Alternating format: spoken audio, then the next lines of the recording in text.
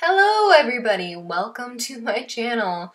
Using the Mavita Loca palette in this video, look at those colors. As per usual, starting off with my favorite eye primer by Mica Beauty Cosmetics. Just making sure that I have that all over my lid. When you're using really bright colors like what's seen in this palette, it's always a good idea to have a base. It gives that pigment something to stick to and helps the colors appear brighter. Oh yeah, drinking out of my nurse mug, having some coffee. Yeah, look at those bags. Starting off with Molder, which is a yellow matte brightening color, and just putting that all over my lid just with a nice dense fluffy brush. And then going in with Skulls and just packing that on my lid. If you put a white shadow down, this helps the colors look a lot brighter when you go to put them on. And then going in with Fran, just using a little small precision eye brush. This is one from Sephora that I really like. And I'm just going to be putting this color in my inner corners of my eyes. This will be the first color that we're applying, and making sure I got it around the tear duct. Then going in with Strutter and putting that in my crease with a nice fluffy crease brush. You can use window wiper motions for this, but not for the whole eye look, so just hold off on that and wait to watch to see what I do. Then going in with Vinyl, which is a really nice matte green, and going in with that same brush, but just using the other side, and after I have wiped it off and cleaned it a little bit. And just making sure to pack that right next to the yellow. And if you don't get it to the pigment you like, just keep going until you get it. And then doing the same thing with the other eye, just coming right until almost the beginning of my pupil. Halfway. Then going in with Synth, which is a nice matte brown. I started off using the MAC 217 brush, but I just found that I wasn't getting enough pigment, so I went in with a precision brush, and that was much better. It was denser, so the color had more impact on the lid that way. And just putting that right where my pupil line is, so right in the middle of the lid, not dragging it any further than that. And just going upward with it a little bit into my crease. Then finishing it off with Anthem, using that same brush just on the other side. And as you can see, you have a nice rainbow looking effect there now. Just putting that on the outer corner of my crease. Look at the color, like so pigmented. And like I said earlier, if you don't have the pigment that you like, you can go back in with a brush and just deepen that color. So now you're seeing me diffuse the colors together just by blending the edges a little bit, but I am not using window wiper motions. If you do that, all the colors are going to blend together and it's going to look crap. So what you want to do is you want to take the brush and just gently at the side, at the line, just kind of feather it, just to blend it just a little bit. And don't use the same brush between colors, or if you do, make sure you clean it. So now I'm going back in with that MAC 217 and just diffusing the edges of the blue and the purple. It worked nicely for that. Then going in with a little bit more blue. Same thing with the other lid. And then going in with my favorite mineral primer, Veil by Hourglass, and just putting that all over my face. And this is not necessary, but I did go in with a second primer. This is for enlarged pores, and I just put it in the areas where I usually do have larger pores. You don't have to do that, but if you want, you can totally do it. Then I'm mixing my favorite Nourish Your Glow and Becca Shimmering Skin Perfector together. This is going to give me a really glowy finish to my foundation. And I place it in the areas where I do need the most coverage. Then using my handy beauty blender and just blending all that out. You've seen me do that before, nothing too special.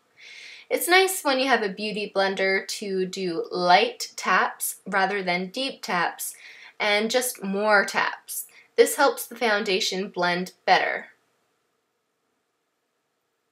Yep, just blending. Nothing special about that. Then using a different concealer today, using my MAC concealer.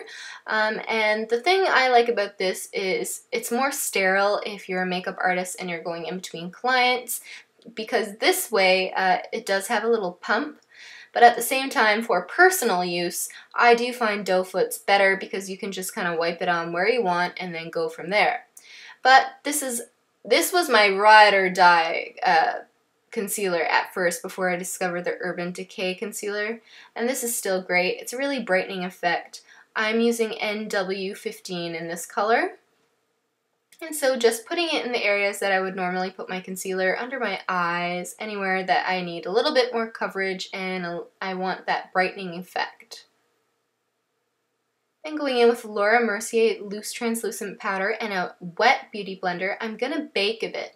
And I don't know if I've ever talked about this before, but baking is when you take a brush or a wet beauty blender or whatever, and you take your powder and you just pack it on in the areas that you would normally powder, but you just leave it on. You can leave it on for as long as you want. The longer you leave it on, the better your foundation will stay. But I'm just putting it in the areas where I'm prone to creasing, and yeah. So now that I've baked, it's still there as you can see. I'm going to go in and do my eyebrows. First I start by brushing it upwards and outwards. And then going in with Kat Von D Tattoo Brow and Blonde and just filling in any sparse areas and kind of starting to mold my brow out.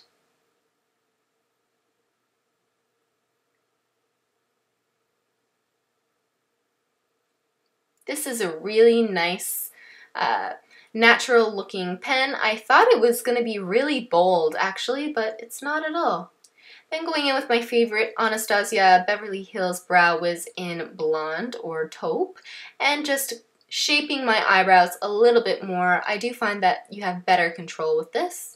And then going in with that beauty blender and just going on the front of my brows because I thought my brows were looking a little bold. Then using the Benefit Highbrow and just going under my eyebrows to give it a little brow highlight and using a concealer brush just to blend it out. Now going in with Fawn by Anastasia Beverly Hills. This is my favorite contour powder. And going in with my favorite NARS Ita brush, which makes it so easy to contour. Not necessary, but yeah, that looks nice. And just blending it all out. Now the trick to this is starting from the tip of the top of your ear and kind of going down towards the corner of your mouth. Don't go all the way because then you'll look like you have a beard. And then just chiseling out my nose. I go in a little further than my bone. This makes my nose look skinnier. And you see I'm doing some contouring under my nose. This helps my nose appear more lifted. And just making sure to blend that all out. Then right around here my camera died, so I decided to do my hair. So I'm picking up where I left and going in with my favorite Tarte Amazonian Clay Bronzer in Park Avenue Princess and just warming up the face a little bit. Using a big fluffy brush. Could be a blush or a bronzer brush, doesn't matter, whatever your preference is. Then going in with the Tarte Amazonian Clay palette and yeah. Just putting on my blush.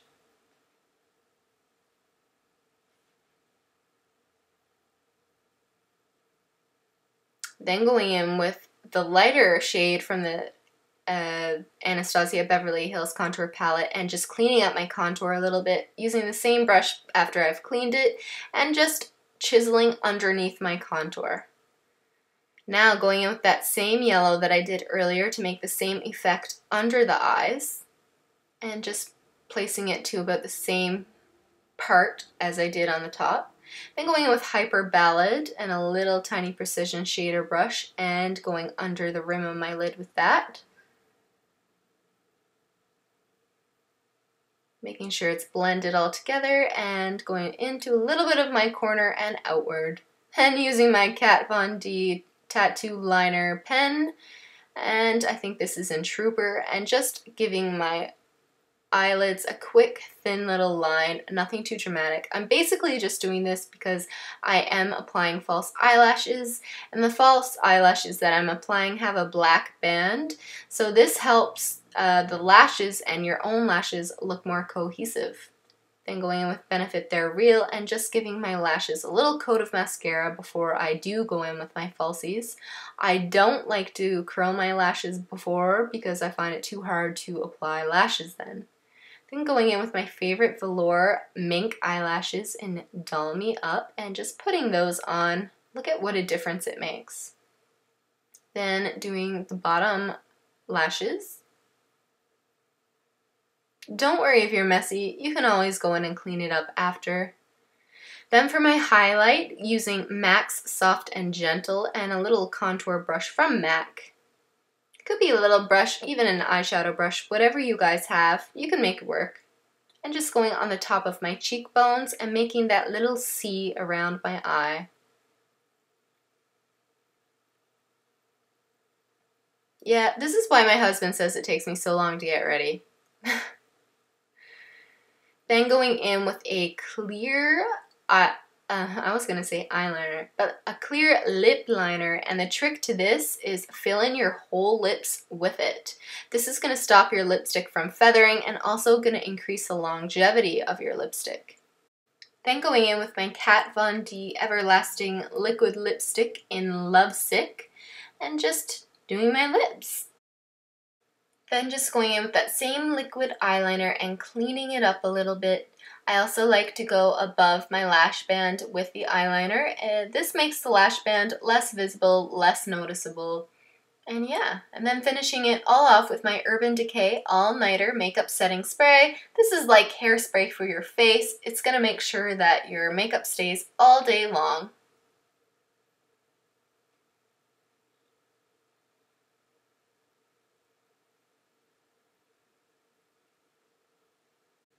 So that's it for this video, guys. I hope you enjoyed watching.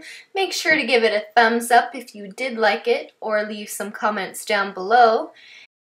And make sure to subscribe for some future beauty videos. Thanks for watching.